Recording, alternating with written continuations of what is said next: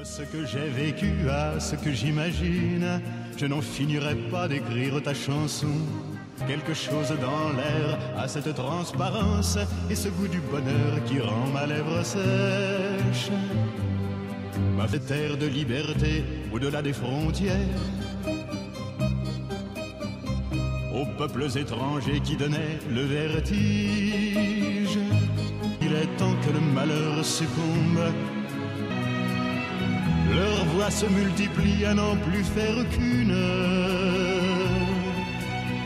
Celle qui paie toujours vos crimes, vos erreurs. Pour la lutte obstinée de ce temps quotidien, qu'elle monte des mines, descende des collines. Celle qui chante en moi, la belle, la rebelle. Elle tient l'avenir serré dans ses mains fines, celle de 36 à 68 chandelles.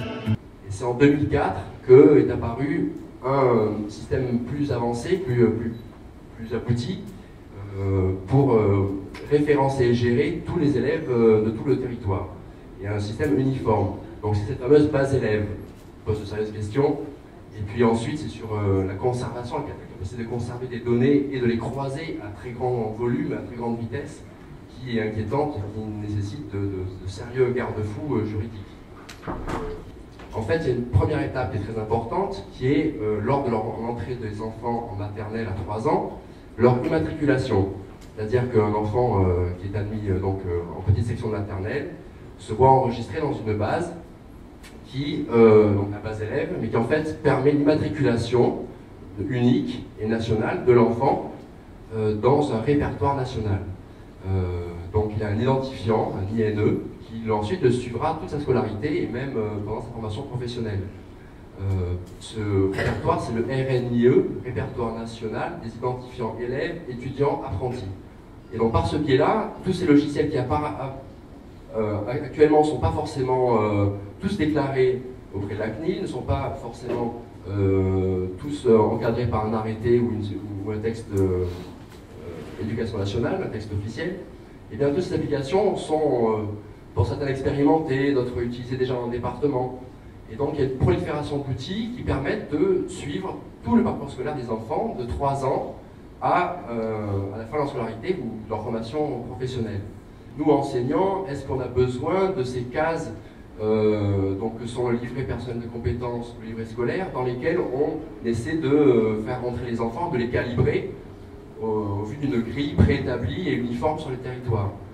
Ces outils-là, non seulement n'ont pas de vérité absolue, c'est-à-dire que chaque enseignant peut le remplir de manière par subjective, je veux dire, dans l'appréciation d'une compétence, savoir si on la détermine acquise ou pas.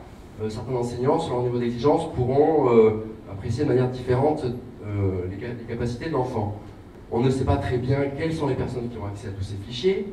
On sait d'ailleurs même que des personnes qui ne sont a priori pas destinataires peuvent les consulter. Il y a même des parties qui sont accessibles directement sur Internet de la part de n'importe qui.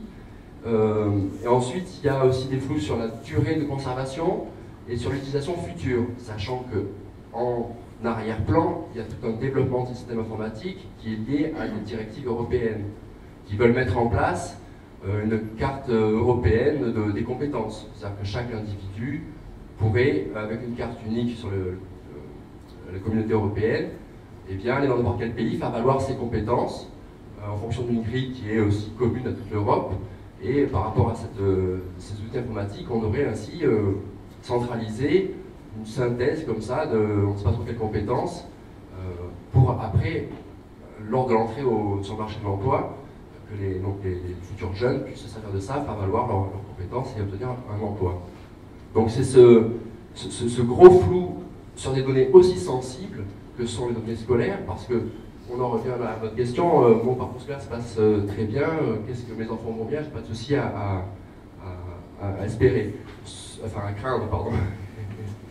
Sauf que ces grilles qui sont actuellement établies, cette norme qui est sous-jacente à ces grilles d'évaluation, elle peut très bien bouger. On peut aujourd'hui être dans la catégorie de ceux qui n'ont aucun problème, mais demain on déplace le curseur de toutes nos cases pour délimiter la population problème de celle qui n'a pas de problème, et on bascule dans le mauvais camp.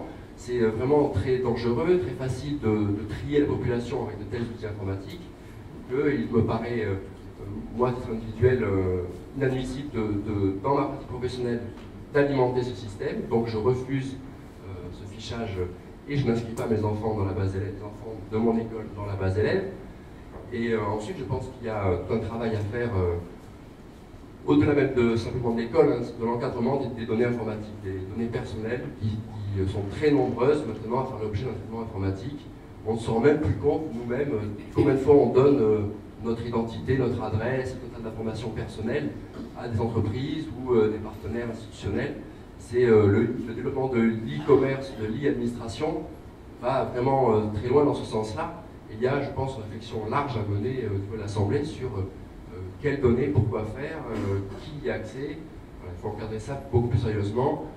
La loi informatique et liberté, à mon sens, n'est pas assez efficace et les pouvoirs de la CNIL ne permettent pas du tout un contrôle efficace. Et juste un dernier point, il y a aussi, quant à la légitimité de ces collectes de données personnelles, moi je renvoie souvent à ce rapport du Comité des droits de l'enfant de l'ONU, qui en 2009 estimait qu'il fallait que seules des données anonymes soient collectées dans les bases du ministère de l'Éducation nationale. Et c'est là un point assez important. Quand est-ce qu'on laisse sortir l'identité, le nom, prénom et cet INE qui permet de raccrocher tous les petits bouts ensuite du puzzle. Voilà.